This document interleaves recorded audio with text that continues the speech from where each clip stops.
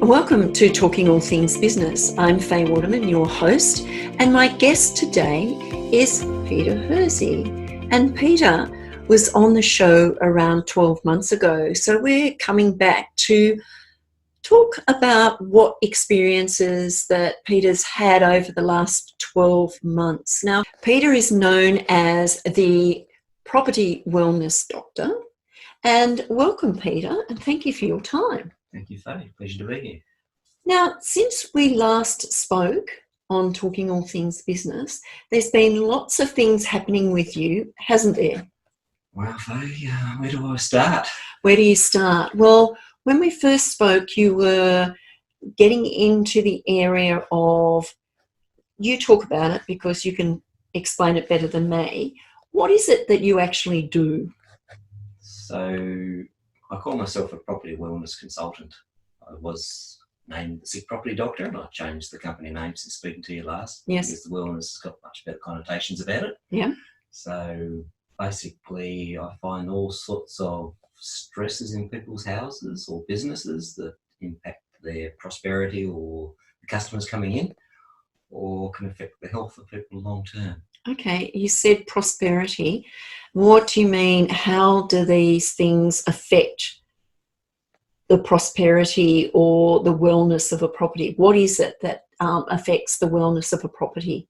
Yeah, okay. If we start on the business side of it, there are phenomena on properties called vortices. Okay. And all sorts of other energetic things that happen on properties that could turn people away from your business. So they can make a business vibration or how positive the business is or the product, and people will sense that and walk past your door and not actually come in and buy your product. So it's all about the energies that it's giving off, that vibration, that you mean in energy? Yeah, there's subtle energies, things that we can't see or often we can't put a finger on it. So sometimes you can have the right product, the right staff, the right pricing, and you can't put your finger on why your business isn't taking off. Right. And often it is something in the property that's actually stopping that from happening. Right. So that's where you come in as the person who goes in and has a look at what's going on within the property. Now explain that. When someone calls you in, they don't know why they're calling you, but they're calling you for a reason because they don't have that understanding. What is it that you actually go in there and look for? Yeah, okay. What I normally do is a survey of the property. So I actually look for things that have happened on the property in the past and all sorts of subtle earth energies, etc., that are happening there. So there might have been an Aboriginal massacre or something that happened on the property, and people will sense that vibration in the property. Sometimes you'll actually have staff that are fighting, or they're not very happy, or you've got a staff turnover that you can't put your finger on either. And I'm just trying to, how do I explain it? People got senses that they don't admit or they don't really know about. Yeah, they don't know about because, you know, they can sense something's not quite right, but they can't put their finger on it. So you're the person that comes in, does an assessment and surveys whatever it is, the property and the people within the environment, because it has a lot to do with the whole environment, not just a part of it. Yeah, Definitely. So, you know, and those energies that are floating around in that building or that on that land or whatever it is are giving off those negative energies to those people, but they don't really understand it. So people can be sick and not really know the reason why they're sick. Yeah, a lot of people that are drawn to me or referred to me have got cancers or just some sort of chronic disease, chronic fatigue, etc., and medical profession's not able to help them. And they can't really put their finger on what's actually triggered it in the first place. So there can be things in the house that are contributing to the illness in the first place. That's fine. So sometimes these energies on the properties, Faye, we pick up the senses that we don't really know that we've got. It's a bit like when you're sitting at the traffic lights and someone's staring at you and you're feeling, you turn around and you know someone's looking at you. Yeah. So someone takes a picture of a property, say it's for sale, right, and puts that up on the internet, people will actually get that feeling whether they like the house or not. Sometimes they just go, no, don't like that house. They've actually picked something up from that photo energetically. But they don't realise that they're doing that. No. So when you actually go into a property, or you're asked to go, you said earlier on that you survey a property. So do you survey the property before you go to it? Do you do some research on it before you go there and then go to the property and have some idea of what's going on there? Or can you just go in there blind sometimes? Either or, but what I tend to do is do a survey for the owner. Right. I charge like $56. It's not much at all. Yeah. And then I talk to the property owner or business owner about what I find. Right. And then we agree on a price, and I either fix it remotely. I don't necessarily even have to go to the property sometimes, depending on what's going on. Yes. Or I'll do a site visit if it's convenient and deal with it. Which is the easier for you? Does it matter whether you do it virtually or whether you do it on site? Businesses probably doesn't make much difference, but I get a slightly better job if I can actually go to site. I find more radio transmitters and things in people's houses, an iPad or something that's plugged in a room that's radiating through the house. So I will get a better job. Probably 95% I can do remotely, and I get that extra 5% if I go on site. Okay, you said you might find an iPad that's radiating that energy. How does that affect the house? I know that most people have Wi-Fi going through their house anyway, which is not good. Yep. We know this, but we still do it anyway. What sort of energies, negative energies, does that Wi-Fi give off to us as human beings and to the environment that we're actually living in? Yeah, okay. So I'll probably take the term negative energy off it. Okay. They tend to be frequencies that just don't agree with us. Right. In what way? Just think about listening to soothing music or listening to someone run their hand down a chalkboard. Some frequencies just agree with us, but they're not necessarily negative. They're just not good for us. Right. So okay. Within a house, you get some of these energies coming out of the ground from earth energies, so Right. the earth radiating out energies from things like sick underground streams, etc.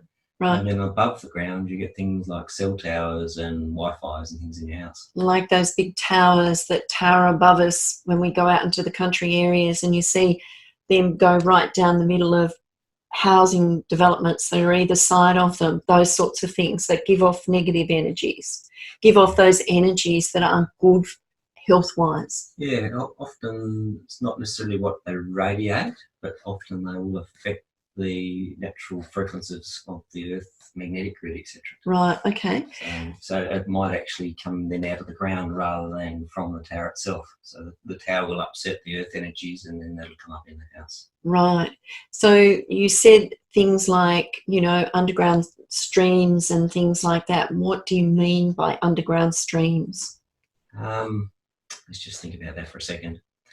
If I put a light globe on the desk and I turn it on, I'll get a nice white light on the ceiling. Yep. And then I take the same light globe and I put a red mark over the top of it with a texter. I turn it on, and then I have a white light with a red line on it. Okay. So now that same energy from the light's gone through something of a different thickness of medium, Right. different colour. Okay. So it's now a red frequency instead of a white frequency where that line is. Right. So the earth radiates out like that light globe. Right. Frequencies we can't see. Uh-huh. And depending on what it comes through on its way to the surface will depend on the colour of that line that comes to the surface. Right. So how do you find these streams and what do you call them, lines and things that are under the earth? How do you find them? What's the sense that you get to find these energies and remove them or do whatever you do with them? You need to explain this. It's easy to demonstrate than to explain, Faye. But basically science hasn't caught up with what I do. Right, yes. And our senses actually much more evolved than what science can keep up with at the moment. Yes. So I actually use what water diviners use. There's a couple of L-shaped water divining rods. Yeah. Like these ones here. Right. They're mine. You can't have them. and I walk around on the property or over a map, and Right. I actually find what's on there to fix. Okay, so they give you the information, but it comes through to you in your mind senses. I'm trying to understand this so that people can understand it. So when you use these rods and you take them, and I've watched you do it because you've done it to my place, and I've watched you go outside and find those underground streams and things like that and clear them. How do they pick up that? What is it that... I don't know. Science really can't tell us at this stage, but I see them as like antennas for the left and right brain hemispheres, and it just picks up weaker signals than we would have. You know, it's like having a bigger antenna than what our normal senses would pick up. And these things, you know, divining rods and things like that have been used for years to find water underground. Many thousands of years. Yes. So maybe that's the same. It's the same principle, really, isn't it? It is. Yeah. That senses and picks up those underlying streams and things.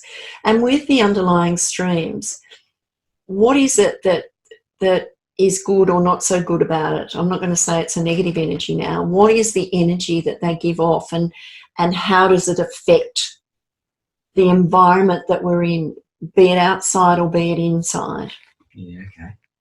So basically all these energies that I've been talking about like come up like stress lines, and you get multiple layers. So you might have some earth stresses, and then over the top of those you might have some Wi-Fi type electromagnetic stresses, and they all add up.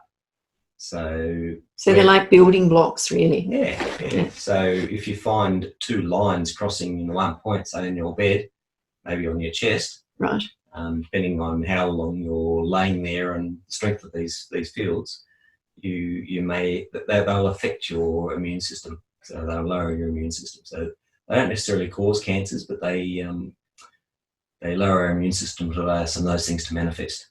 Right.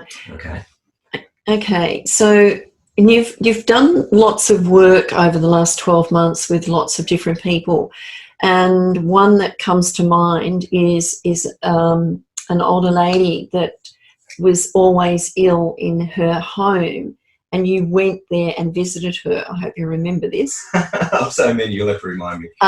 She was an older lady that lived in the country in Tas, and you said that, you know, she was always ill, and you went to visit her and looked at all the stress lines. And yeah, coming back to me now. Yeah, looked at all the stress lines and everything like that, and you did what you do, and after a very short period of time she was feeling well again. Yeah, basically she was in chronic pain, and the doctors couldn't put their finger on it.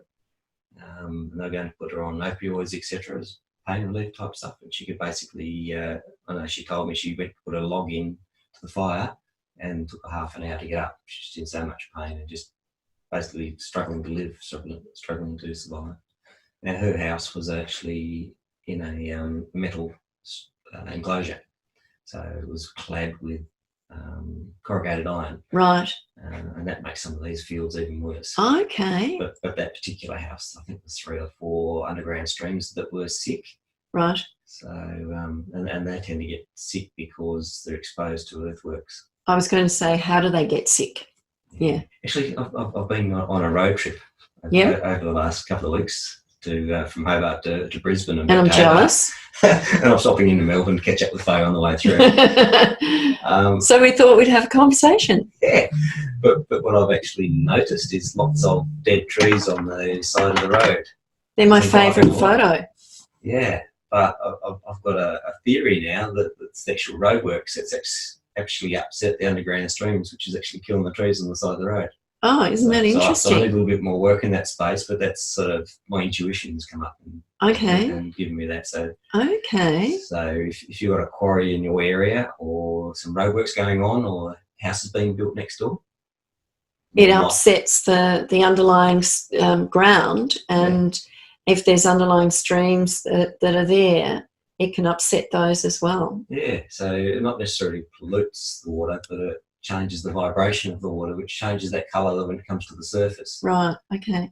And then those underlying streams and whatever they are, they come up through the house and they can create an environment within the house that can make people sick. Yeah. If your house is full of stress, your mind stays in beta brain waves. Yeah. Therefore, you don't thrive. So you see families generation after generation in the same house, especially in England, etc. Yes. And they all do the same work. They work in the same mine. The family's never evolved. It's because often they're living on these stresses. Now, clearing the stresses, then they can get into higher brainwaves, which actually allows them to be creative and do new things. But they don't realise that, so they just continue doing what they're doing, don't they? Yeah, generation after generation. Yeah, which is quite interesting. So what other experiences have you had with, businesses and houses and people? Because you actually do work on people as well. Yep. Talk about that. What sort of work do you do on people? Well, I've done a lot of work on myself over the last 12 months. Okay. Trying to work out, I've got all these skills and abilities, but where do I take them? Where do I need to be? So my background comes from, I got into this space because of chronic fatigue. Yes. And discovered what I do now, and then I started to get well once I sorted my own house out. So that's part of what I want to share with the world. So I'm doing it as a full-time business now, but where do I want to go with it? And that's what the last 12 months has been about. Yeah. So I've actually got a huge goal out there now, and I want the medical profession to actually consider environmental stresses when they're doing a diagnosis for a person with chronic disease. They need to be actually educated in that area then, to understand that, okay, they're working with a patient, we'll call them, and they go in time after time and they're getting medications and doing all that sort of stuff, but they're not getting any better. So the prescription, they might change the prescription or something like that, and nothing's really changing. So how do you actually educate the medical profession to understand that you can step in and assist them, not take away their job, but actually assist them, help the patient, because that's what they're there for, to help the patient? Yeah, I need to educate them. That's another consideration that they need to look at when they're treating a patient. Yes. So that is like talking to you now. Yes. So I've been interviewed by Jess Shimbry on her podcast. Yeah. And I'm doing Facebook lives and all sorts of stuff to try and get the message out there. Yeah. Not quite sure how I'm going to do that yet, but just putting that intent out there and putting myself out there. Yeah. That's a starting point. Yeah. And now knowing what I want to achieve each day, on my trip, I've actually been sharing my life story on my journey and finding stress trees and cracks in the concrete and all these signs of some of these stresses and sharing them with people as well. So on your journey, when you've been coming back down the east coast of Australia, you've stopped at different places and you've stayed overnight in places. What sort of experiences have you had, and what have you found in the energies of the place, the environment that you've stayed? What sort of things have you found? Yeah, well, I think I've mentioned to you before, a house is like an old hotel mattress. It set everyone from honeymooners on it to someone that's probably carked it, and all those energies are still in that mattress you're about to sleep on. Oh. So as I've been staying in hotels and campsites with our brand new caravan. Yay! I'm jealous. I've been clearing these sites. Right. And where I'm normally an introvert, I've actually found myself out there talking to people in the parks, talking to people in the streets, and getting my dowsing rods out in public. I even do Qigong, and I used to do it behind the caravan. Now I just get out in the park and do it. Yes. And a lot of that's generating conversations. Yes. To then be able to help people. And I've been generating quite a bit of work along the way. Yeah. And what sort of people have you had conversations with, and what has been the response when you've kind of explained what sort of work you do? It's amazing how many people have got a family member somewhere hidden in their family that's been a water diviner, etc. Yes. And they can actually relate to what I do. Yeah. So that's amazing. I'm also a healer, etc. as well. I do a little bit of that in the background, and I've been developing some tools. I seem to be able to energetically help people's traumas in very short periods of time. So explain that. Explain some experiences that you've actually had doing that with people, you know, healing those deep wounds that they've actually had but not known really what it is that's stopping them from moving forward in their life. What is it? How do you sense that? What is it that you do? What's the space that you take yourself into to actually feel that energy or that vibration of whatever it is that's there? Yeah, okay. Good question. Hard one to answer. Basically, I've been finding some people that have had hidden traumas. So they've had something that's happened to them in their childhood, or just something that's happened along their life, but it's stuck deep down in their subconscious and it's stopping them from moving forwards. Some they know a little bit about it, some of them have buried it. Yeah. Others sort of we can drag it out, but I don't necessarily.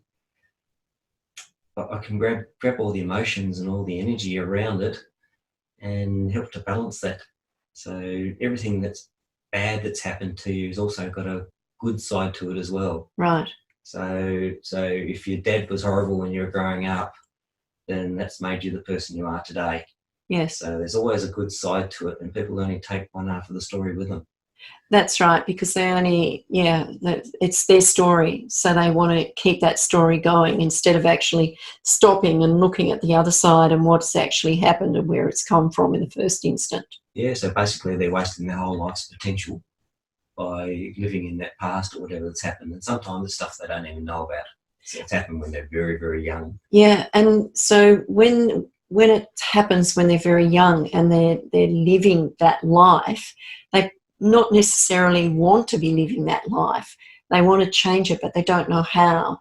So someone like you can come along and do, can we say, an assessment or something like that to sense what is actually happening and clear that for them. Now, you know, Pete and I have had this conversation, and some might think it's woo-woo, but you have to actually experience it to believe it. And I've experienced a lot of it because you've done a lot of work to and fro with me and virtually done my house and been in it physically and done it as well. So I know what you can do. I know what the capabilities are and everything like that. But how do you work with people that have that, they're erring the side of, oh, I don't know whether to believe you or not, and then you go in and do some work for them and something changes? What's the experience there for you and for them? Yeah. When I'm working with someone and I can actually, basically I'm helping them balance their energies around something that's happened. I don't particularly remove it, but they get a balance energetically about it. I've done a lot of work with the MJB people this year, and they have some processes where they do that, and that's given me the ideas to do some of this energetically. Right. And some people that have been having therapy, etc., for years and just not getting anywhere, and I'll sit down and have a 30-minute coffee for them. Usually they're a bit of shouting. Fair enough. That's all good. They're getting a lot out of it, and the change in those people within a few hours, even physical changes in them within moments of me doing it. When I treat a property, often I can feel the whole energy of the property change when I treat a spot.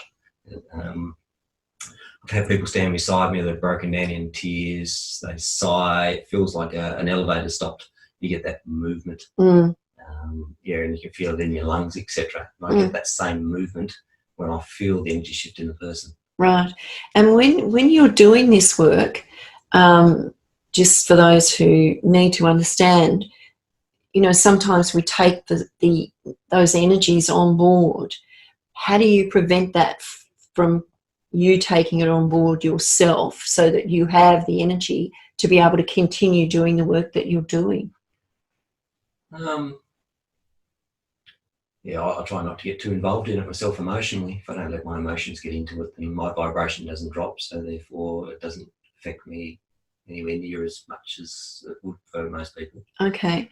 Let's talk about some of the people that you've worked with that you've really noticed. What was the first job you ever did? First job I ever did? Yeah. In which space? In a business. I'm just thinking of one. Yeah, okay. Yeah. There's an alternative naturopath type lady who was a business couple actually, and they moved their business like 3 or 4 kilometres up the road, and it was a thriving business. And these people are absolutely amazing what they do. They've actually helped me get over my last bit of chronic fatigue. Okay. So Lisa Davidson and them, if you're listening. Yeah, they moved, and it was like crickets. No one was turning up. The whole business went dead. From a thriving business, moving 3 kilometres, no one was turning up. You wouldn't think that would make much of a difference, would you? No, you wouldn't. Okay. I think they got fairly desperate, and a mate of mine was called in to have a look, and she gave up after 3 days and called me in, and I wasn't even doing this commercially then, just helping a few friends and family out, and 20 minutes there, and cleared some yucky energies and things that were there, and the next day the phone was running off the hook. All their clients were coming in because they're sensitive type people. Yes. And they can feel people staring at them at the traffic lights, that sort of thing. And you can feel that. It's true. It's true. And some of them apparently even mentioned it, but they organised childcare and stuff the next day because they were just flat out. Yeah. The whole business just ticked over again, and they're offering me money. Yeah. So it was my mate's gig, so I had to take the money, etc. But that was my trigger to then start a business. Yeah. So do you have any really memorable work that you've done with anyone in particular, people or anything like that? Oh dear, there's just so many that not really coming to mind just at the moment. Let's talk about then, and if it pops up, just start. Yeah. But let's talk about, I've asked you sometimes, how you see businesses turn over and turn over. They close down and they open up. They close down and they open up. And that's made me curious about places because I watch and I see, particularly cafes and places like that, and they're there for a little while and then they're closed. Yeah. And then they're closed for a while and then they open again. And it's just like a revolving door. Yeah. And I said to you one day, there was a property that I thought, just curious about this. Phase Cafe. Yeah, Phase Cafe. Just check it out for me so that I can see what the energies are in this place. It's continuing to do the same thing now. Yeah, okay. So that doesn't surprise me. Yeah, so you checked this place out, and what did you say to me about that? There was a number of phenomena there, ley lines crossing, and if they don't cross in a perfect T, you get a very negative place. It's a phenomena called a negative vortex. Right. So basically it attracts all the negativity of the neighbourhood in, and like attracts like. So if a business is there and it's vibrating very low, you tend to attract low lives to your business. Yeah. So exactly the same happens with properties. We all know that property in the neighbourhood that takes forever to sell and then turns over every 2 years and the marriage breaks up. Exactly the same phenomena happening there quite often. Right. So, but stuff we can deal with and often manage, or at least make it a lot better. Yeah. Yeah, I just find that quite fascinating. I look at cafes and things, and I look at them and I think, oh, you weren't there before. Something else was there, and so I notice that sort of stuff now since we had that conversation. Yeah. Who do you like, or what do you like working with best? What is it that you love doing best? We'll just go back one step there. Yeah, absolutely. This one just came to mind. I probably talked about it in the last one, but yeah, sitting in Melbourne in one of the alleyways, having a coffee with the wife, as we often do, and we used to go to this place quite regularly. And 3 cafes, 2 going really well, 1 across the road not so well. Mm-hmm. Similar staff, similar prices, similar products. And I said to my wife, "There's a negative vortex there somewhere." And I got out my dowsing rods out of my backpack because I don't go far without them. He's not taking these home, they're mine. And I fixed it for the people I was there. Yeah. But the cafe owner from where we were eating from came out and got that discussion about what I do, and he actually had a daughter with a chronic illness. So the next day I was on a train out to their place and fixing that place to help his daughter, and he got some hope. He had some hope. They had no answers. Right. And when I looked at the place, I think it's 5 underground streams crossing this lady's bed. So there's no wonder she had health issues happening. Right. So that's pretty rare that you would find 5 crossing over each other. Yeah, all the holes in the Swiss cheese had lined up. Wow. In that one particular spot. Okay. Lots of stress. So have you heard how she's going now? I haven't talked to him for a little while, but yeah, I usually keep in contact with people for about 3 months as the house settles and they adjust to the new energies in the property, because it can sound a little bit crazy for a little while. Yeah. And then I like to catch up with people sort of at least every 6 months, because things change. They've built another house, or there's a new Wi-Fi tower gone in, or you've moved one of your electrical appliances in your house and now it's sitting on a magnetic line and it's upsetting everything in the house. Yeah. So how do you know? And that's an interesting point too, because if you're moving furniture around and you say you move a TV or you move a stereo or whatever it might be, something that's electronic, and you move it to somewhere else and it doesn't work as well, and you think, well, why isn't that working? It was working perfectly fine over there. Why isn't it working over there? What do you do about that? Call you. Call me. Call Pete. Call Pete. Call say, property wellness doctor. And say, the TV's not working in that corner, but it was working there perfectly well. Let's talk about gardens and plants and how plants grow, and you've got a hedge in a line and you've got one tree in that hedge that keeps dying. Let's talk about the reason why that happens. Yeah, okay. A lot of those things are earth energies, so things that we call geopathic stress, and that can come from faults in the earth's structure, in the surface, or it could be underground streams, or it could be sick underground streams. Right. So even if you've got a normal underground stream, it's still flowing in a fault. There's still a crack in the earth to allow the water to flow through. Right. Now, geological ones tend to put lines up on the surface at regular intervals. So you might find, if you've got a long hedge, you might find every metre or 2 metres or whatever, one plant just is sick, or it's shorter or stunted, or it won't grow at all. Yeah. And you replace that plant, you put another one in, you fertilise it, still nothing happens. Yeah. And they're the things you need to wander around your house looking for, because they're signs that you need to have me there. Yeah. Yeah. And you know, you said something about, and I'm coming back, remembering things, ants. Tell us a story about ants. Ants. Yeah, okay. It goes back to the Romans. Yes, it does, but it's very significant. And when I see a row, you know, ants in a row and all that sort of thing, I think of this. So tell us about it. Well, going back into Roman times, Romans built most of the roads through Europe. And even though they're thousands of years old, they still don't get any potholes. They still don't get any potholes. No, so not like here in Australia. So it's all good. But the Romans had the knowledge, or access to the knowledge, of dowsing, and they would actually build their roads over underground streams. So whilst it makes you sick to spend time still on it, you can move on it and it doesn't seem to affect you. But the moisture coming from these underground streams enabled the soldiers to march longer in a day without getting fatigued. So that made the army more efficient. Right, yeah. So also that happens sometimes in your house when you get a mouldy house. Yes. Sometimes that moisture coming up from the house. Often when I treat a house, actually. Oh, there. Yeah, still there. Yeah, keep going. Okay. Great.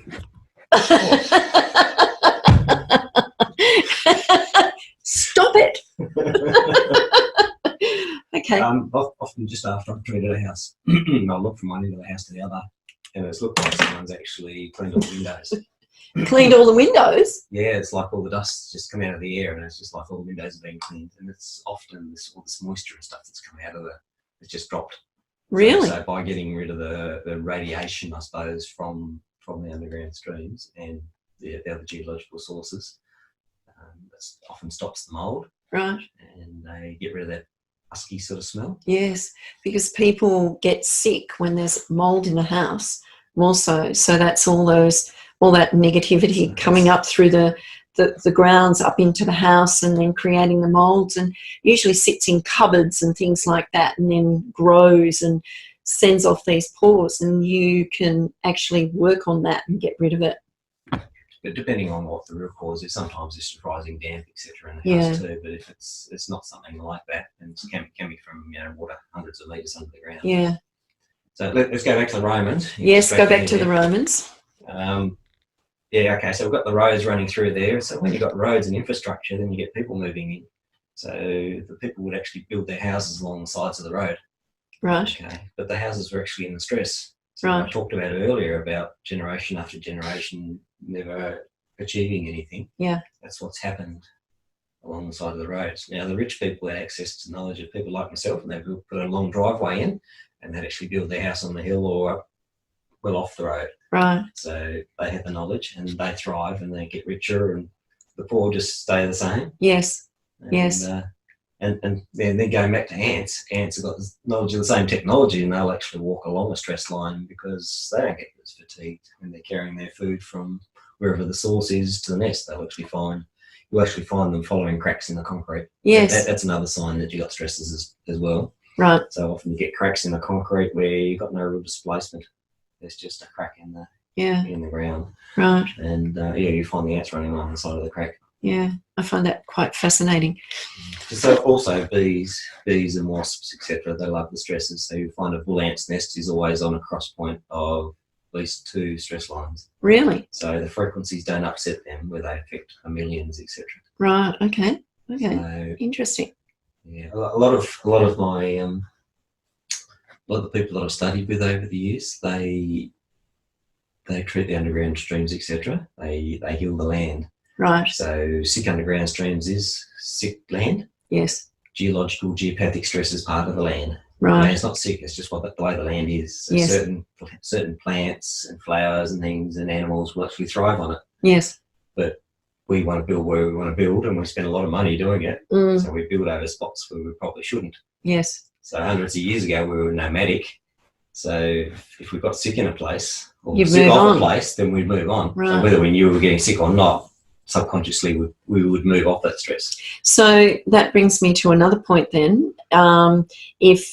If people are buying a block of land, maybe they should get you there just to check it out first before they buy it, so that they make sure that when they build their house or whatever they're going to do with it, that it has the right energies to be able to build the house so that they are happy, healthy and wealthy and prosperous and all the rest of it.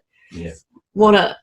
So real estate agents would benefit from you. Yeah, even the home builder, they're picking their block of land. I do quite a bit of that. Yeah. Just do a survey for people and then have a chat to them through the survey. Yeah. And then we can make informed decisions as to whether you want to go ahead with the purchase or not. Yeah. I can only advise on what I can see. It's actually quite interesting in that space.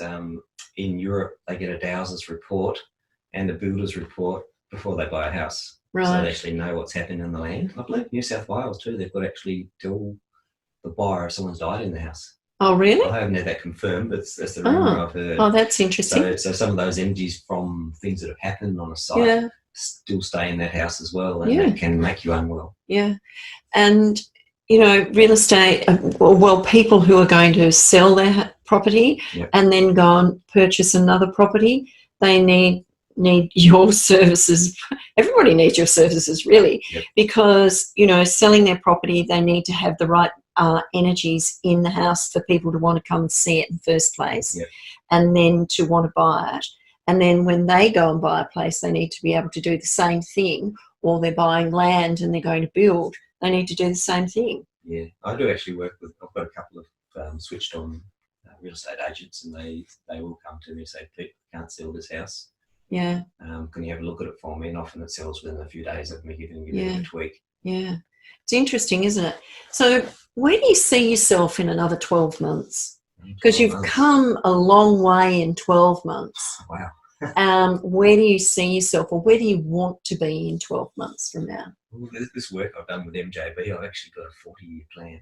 A 40-year plan. So you actually look at a legacy side of things. So some things you might not be able to achieve in your lifetime. You'd like to. Yes. But you can actually see where you want it to be in that time of people, other people picking up the reins after you've carked it or whatever, or other people coming in to join the band, so to speak. Well, educate others so that they can carry on your work. Yeah. Well, the thing is, having a long-term goal like that is that you can have, there's many paths to get to your goal, and sometimes you have a little setback. But you can actually say, well, I'm still actually heading towards that goal. And that gives you the momentum to keep yourself going. Yeah. So, 12 months. Oof. Well, I'd actually like to be convincing a few more medical people, one by one, that they could use my help. And I'd actually be happy to do some case studies or something with them as well. Wow. So maybe, how can we tee that up? Well, I'm working with a few alternates. Right. But we want to get into the real. We want to get into to the mainstream medical profession as well. Yeah. You can work with the alternates or that, but you want to get into the mainstream so that you can support them with their patients as well. I think even with the alternate naturopathics, etc., they tend to focus on what they know. So if you go to a surgeon, you get a surgical solution. So for me and what I do, it's a matter of constantly learning and bringing in new aspects to try and help you get to where you want to go. So if they know there's another tool in their kit that they can pull out to help someone they're not getting anywhere, and I do have a couple like Lisa I mentioned earlier who say, Pete, I can't fix them. I'll fix them in the office, in the surgery, send them home, they're broken again, please go out and fix their house. Yeah. And they'll go out and fix their house, and then we can stabilise them. Yeah. I think I've told you before that, at best your house is somewhere to rest and recuperate. Yes. At worst, it's an additional stress. Yes. And certainly for people with chronic illness, if the house has made you sick or something's made you sick and your house is not supporting you, the sicker you are, the more time you're spending at home in the stress and the worse you get. So it's a catch-22, and then you spiral downwards. Yeah. So they need your help again. Yes. I love it. I love it. So if there's any medical professional people out there that are just happy to have a listen, I'm happy to have a chat. Or talk to a forum or be a guest speaker or whatever it takes to get my message across. Yeah. So I'm an introvert, but I'm now speaking in front of people. Yeah. Such is my passion and my vision for what I want to achieve. Yeah. That as you and I know, if your passion and your vision is greater than your barrier of terror. Barrier. Then that's when you go through it and you actually achieve what you want to achieve. Yeah, absolutely. So if you were going to give one tip to people who were having an issue within their home, or they had a property where they were, they were growing crops or something like that, and they weren't really working for them, what would you say to them? Give me a call. And how can they? It's all I need is your address. If I can find you on Google Maps, I can help you. Yeah. And at least say, this is what I'm finding here. This is how we might deal with it, and then work with you about that. So, $56 is all I'm charging to kick the process off. Yeah. Have a consult. What's holding you back? And I can actually verify that because Pete did my place, and he did it virtually first a couple of times before he even came here to see it. So if you want your property to flourish and you want yourself to flourish, then who do you need to contact? You need to contact the property wellness doctor. The property wellness doctor. I'm on Facebook, and I've got a website, www.propertywellnessdoctor.com. Beautiful. I'm also on Instagram, so there's contact me buttons and things there, or give Faye a call. She'd like to chat if you probably know. Absolutely. But I'm actually happy to give a deal for people who mentioned that they've come through from Faye as well. So it would say 15% off. Beautiful. As a deal to get people in the door. Beautiful. Thank you, Peter. That's been great. This has been Talking All Things Business. I'm Faye Waterman, your host. And until next time, if you want to come on the show and share what you're an expert in, then connect with me on Facebook, send me a message, and I'll happily bring you and sit you in the chair like I have Peter today. He didn't know this was happening really, but great conversation. And until next time, bye for now.